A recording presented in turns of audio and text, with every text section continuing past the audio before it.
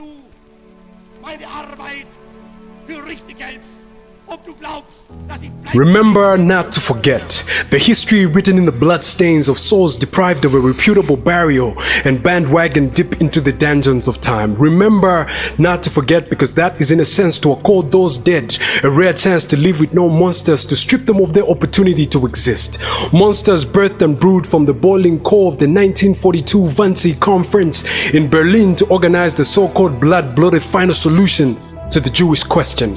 Remember not to forget so as not to move on from a past not meant to be forgotten. Remember the violent grinding wheels of trains carrying thousands upon thousands of men, women, children with brave young hearts deprived of their tomorrows and futures they never lived to tell. Remember their songs sung in the wind, blowing in the face of a world that couldn't unravel their souls from the raging storms of forced execution. Remember the blistered palms, cut fingers, and exhausted feet dragged through brutal weather in the face of sub-zero temperatures with crude simple tools, handsaws and pickaxes to dig through frozen ground and cut through trees. Remember those forced into copper and coal mines with many others left to dig up dirt with their bare hands. Remember those that fearlessly cut their own hands with axes and bent their own arms in wood stoves in deliberate effort to escape the grueling work. Those who labored for months upon months, putting in their all, assuming work would set them free by granting them a rare chance to return home. But they only wore themselves out, and once judged incapable of work, were killed with a phenol injection to the heart, a corrosive poisonous crystalline acid. What a reward to attain for laboring tooth and nail in vanity. Remember the disconcerted mothers and the ghastly sound of their crying voices into the ears of a universe that couldn't extend a hand as growling bullets broke through their skulls while holding on to their babies with a bravery as paralyzed as dry air. Remember those sunken prostrate women separated from their husbands, fathers, brothers, and teenage sons, and then stripped naked, hair cut, defrauded of their identification and birth name, and reduced to just a face and a number tattooed on their arm. What a debasing way to reduce the pride of a woman's beauty into a uniformly hideous form.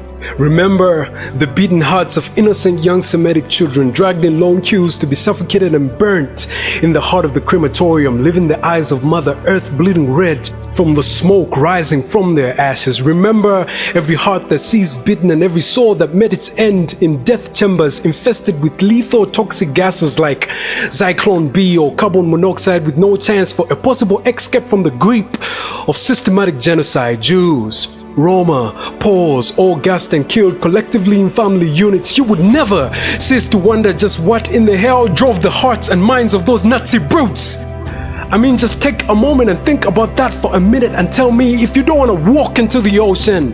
Remember those forcefully subjected to evil medical experiments that stretched as further as castration, sterilization, and tests for contagious diseases. Remember the young beautiful twins that met their tragic death in the hands of the infamous angel of death, an SS captain who reduced their human worth to sacrificial lab rats to be dissected like hopeless animals simply because they fell victim to a gruesome scientific research infested with the hate enough to consume common human decency. Remember not to forget. Remember so as not to move on from a past not meant to be forgotten. Remember Auschwits, a once small Poland provincial town occupied by a once flourishing Jewish population, but with hands dipped in blood was turned into an entire intricate system of concentration and death camps. Remember Treblinka, northeast Poland, an extermination camp where about 850,000 were brutally stripped of their place on our planetary home. Remember Stalin's Gulags, because how dare you try to forget? You cannot forget, and you cannot afford to forgive. No solid understanding can be put to the lived experiences of Auschwitz, which is to say, of course, that a carefully established organizational machinery mass producing human death cannot be adequately put into words we will recognize from among existing human vocabularies. But like a song in the wind, on January 27, 1945, the Soviet Red Army brought with them a rare sigh of relief when they marched through southwest Poland into the heart of a death machine. But unfortunately, just in a few weeks before, the Nazi German SS guards had already beat out the last form of life in most of the camp's population of about 60,000 through a 30 miles death march in which those whose feet wore out were accorded rest with a bullet to the chest.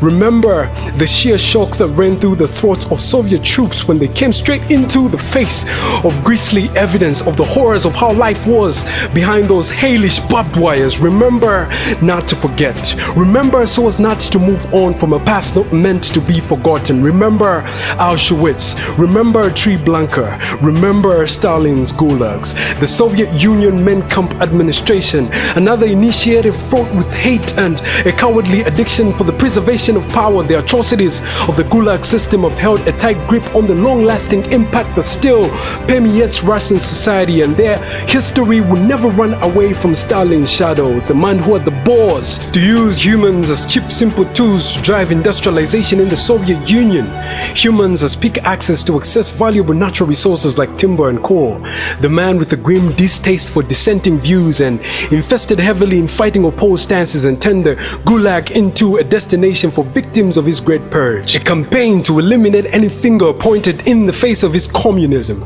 Remember the many Kulak farmers who were vilified and killed in the heart of Moscow with a stump to their chest, enemies of the state, and the countless other people who were deemed political prisoners, from the educated doctors, writers, intellectuals, students, artists, scientists, and down to the ordinary citizens. Stalin shoved them all down the dark graves of his Gulag. Justice meant as little as a distinctively pink grain of sand at seashore when many people were randomly picked up by Stalin's NKVD security police and thrown into the prisons with no trial or rights to an attorney. No man can bring himself to fully comprehend the atrocities of such grand scale. Just take a moment and picture the weight in the fingers of Russian historian and Gulag survivor Alexander Solzhenitsyn when he started penning down his 1973 Gulag Archipelago, a written testimony of the atrocities of the Gulag system and how it ravaged the lives of prisoners and their families. History has taught humanity lessons written in blood, but with the passing of time, many minds are gradually loosening the hold on those lessons, leaving their feet vulnerable to tip back into gross animosity. So remember not to forget. Remember so as not to move on from a past not meant to be forgotten. Remember not to forget, because that is in a sense to accord those dead a rare chance to live with no monsters, to strip them of their opportunity to exist. Because only in your memories and only in your heart, hope has a place.